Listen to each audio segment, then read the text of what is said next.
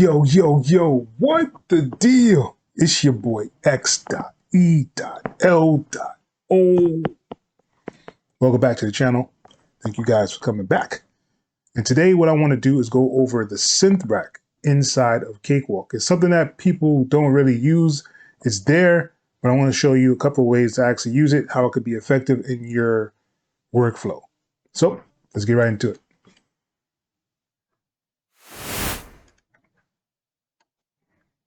All right, so here we are in Cakewalk. This is my dark theme. If you're interested in this theme or my light theme, I have a link below in the description. You can download it for free. And first thing we want to do is go to the view section. And we want to go down to where it says Synth Rack View. So there's several ways to get here. You could do it this way by going through the views. You can do Alt and 9 on there to pull it up. I'm just going to pull it up just so we can have it on the screen. And it dropped down here to the bottom of my browser section. In order to use this really effectively, you want to remove it from here. And you want to do either a dock in multi-dock or you want to do undock. These are the two choices that I would say you should use. I'm going to use the undock for now just so we can kind of have it set up. And this is what it'll look like when it's undocked. You have the option to add an instrument with this plus sign. This X will delete the instrument that you put in here or whatever instrument is actually highlighted. This properties will bring up the instrument or the synth that you have in here or that's highlighted. And here is options you have to set up your soft synths inside of the DAW.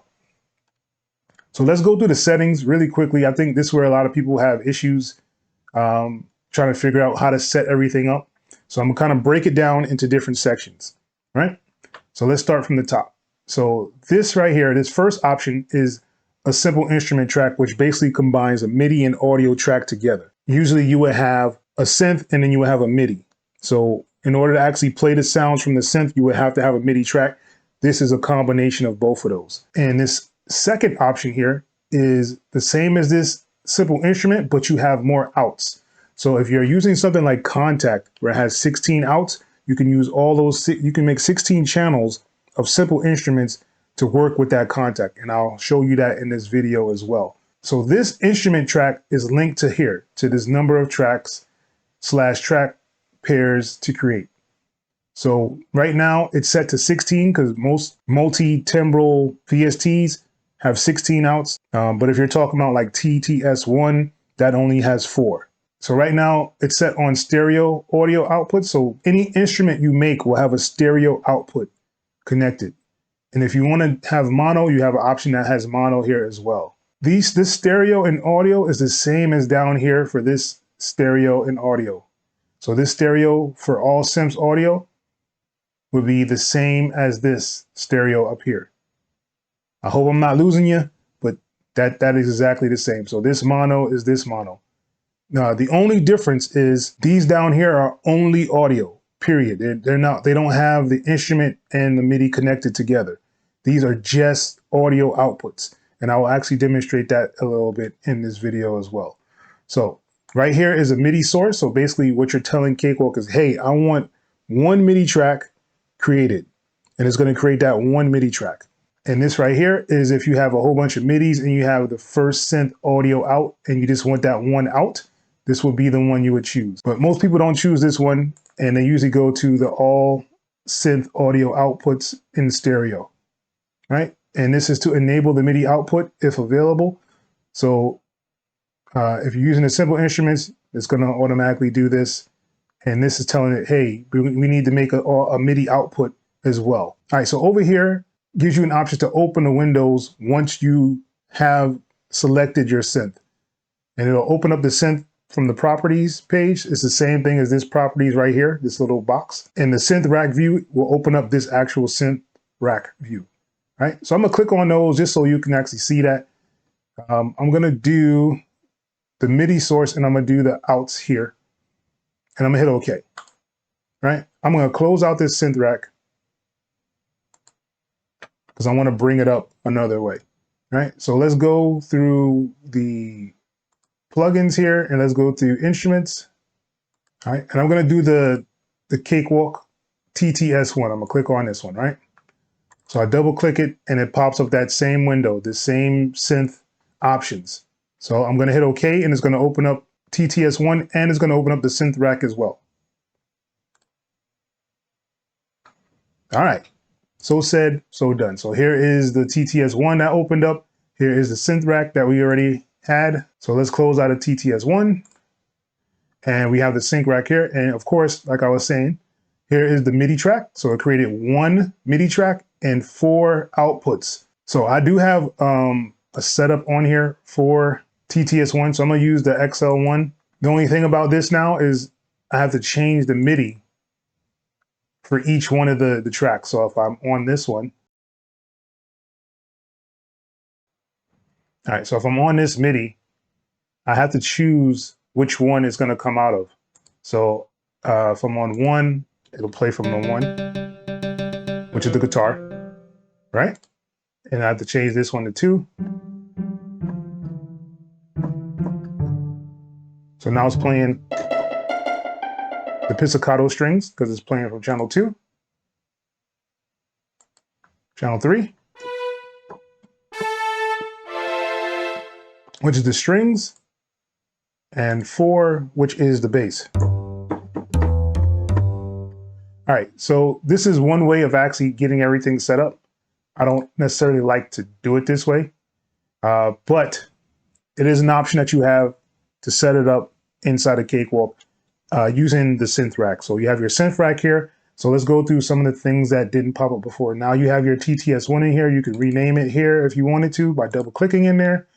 You can actually hit on this button and it'll turn off the sound. So now I can't play anything. You can see the MIDI playing, but there's no sound. It's because I turned off the power to them. So I can reconnect them and now I'll have sound. So this is a good way to actually save on your CPU. So I'm gonna delete everything because we're gonna kind of go through and set it up a different way. So I'm gonna hit the X on here and it's gonna delete those channels. It's gonna ask me if I wanna delete the whole synth and I'm gonna hit OK. And everything is gone. The folder and the tracks and the MIDI all gone. So I can hit the plus sign on here and this will give me an option to insert a synth. And let's do the TTS1 one more time. This time I'm going to do a simple instrument, and this time we are going to do the stereo outputs, and I'm also going to create a track folder once again. And I'm not going to bring up these two. I'm just going to uncheck those and hit OK. So now I have the 4 TTS1s set up in here with the audio and MIDI combined. So if I go to this first one, let's set it back to my default. And now I have, and I can record that guitar.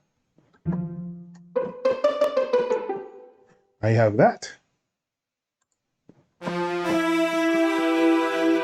You have your strings and your bass.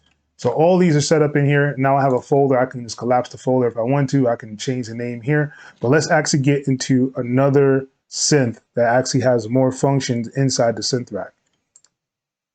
So I'm gonna hit the plus sign here. I'm gonna go to insert a synth and I'm gonna go to this expand. All right, and I'm gonna do the same thing. I'm gonna do the instrument per track out, the stereo output, and I'm not gonna make a folder. Let's take away the folder. This synth only has one output. So it's not gonna make 16 of them like if I was doing a contact or like a sample tank. It's going to do that one output. I'm going to hit OK. And now you see that one expand is set up on here and inside the synth rack. I can even disable the TTS1 so I can save on CPU.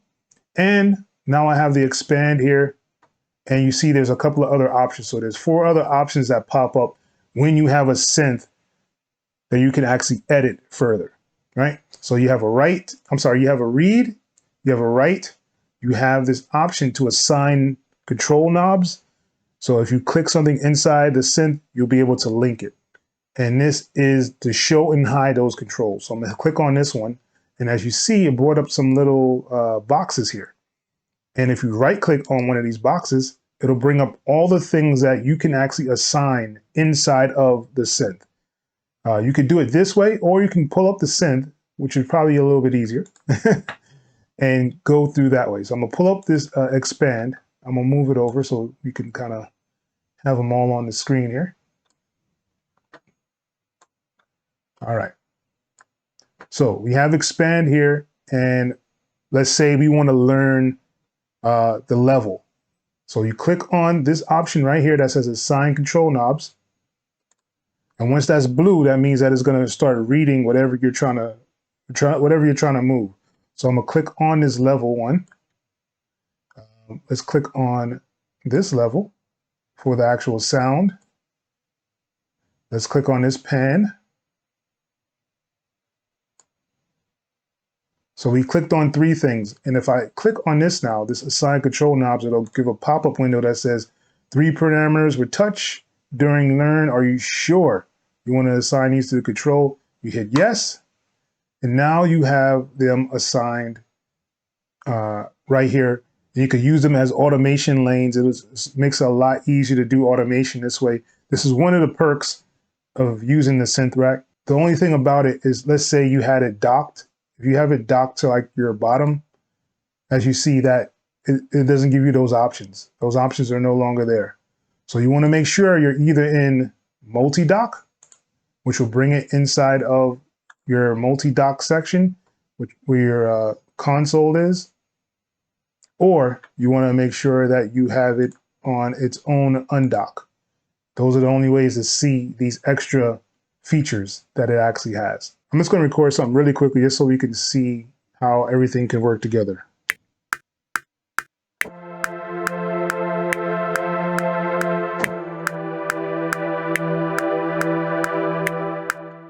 All right, so we made a 4-bar loop. I'm going to loop this here.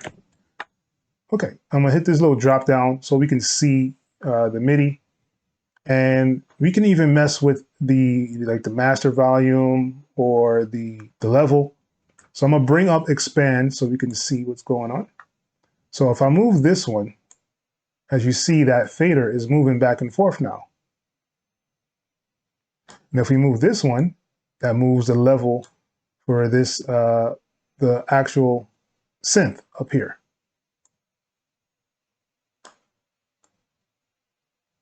All right, and this one will control the pan. And if you wanted to, if you have like a keyboard or anything, you can actually assign these to a knob. And it's really simple to do that. So let's do that for this one. I'm gonna right click on here and I'm gonna go to remote control. All right, and once I'm on remote control, I'm gonna click on this option that says learn. All right, and now that I'm on learn, I'm gonna touch the knob that I want it to be. And I am going to click on learn again. And now it's telling me that it is set up that parameter to be 14. I'm gonna hit OK. So now, if I turn this knob, the level should actually turn as well. As you see, it's moving the knob inside of the synth rack and also on the level inside the synth or VST. So this way, now I can even record whatever I'm doing onto it just by hitting the right button here. So I can hit the right button and just hit play on the actual instrument.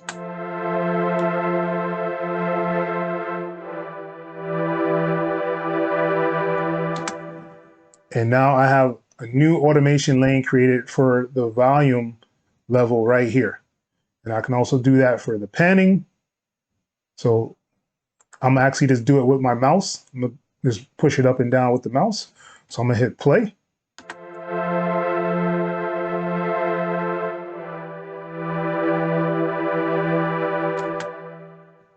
All right. So I'm gonna unclick the right and I'm just gonna let it play through so we can hear what we did.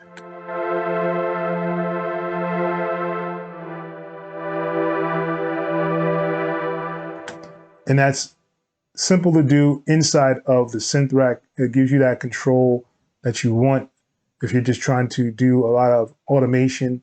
I believe that would be the only reason I would pretty much use it, is if I wanted to do a whole lot of automation on a track. I would create my parameters that I want and just kind of mess with them here.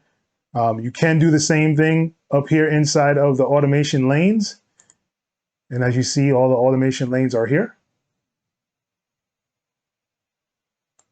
One of the things that I do wish that it did do is manipulate instruments as well to do these knobs.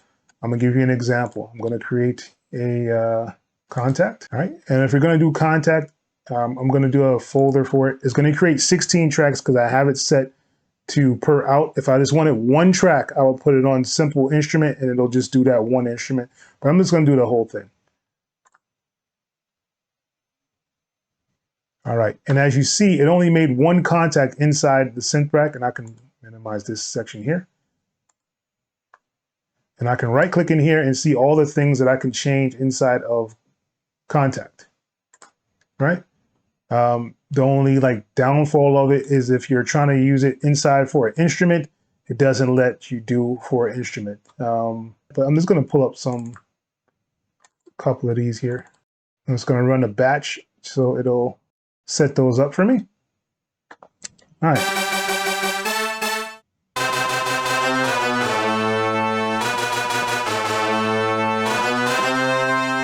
Like I wish I could change, these parameters in here. So if I was to click in here to assign a control knob, and I wish I could move this one and have it set up, but it's not going to recognize that knob because it's an instrument. It's not actually a part of the synth itself. It's just an instrument inside of the synth. And it's the same for like Halion and for like Sample Tank. So it'll only do this for parameters that are set up the synth, not for the actual instruments inside of it. All right, and pretty much that is how you use the synth rack inside of Cakewalk. I hope you guys enjoyed this video, going through all the settings in here for the synth rack. If you are using the synth rack, leave a comment below and say, I use the synth rack in the comments below. Make sure you guys are liking and subscribing to these videos that I actually put out here. If you want to learn some of the beginners stuff about Cakewalk, I have a whole series right here that you can check out, Cakewalk for Beginners. And once again, it's your boy, X.E.L.O. Till next time, people.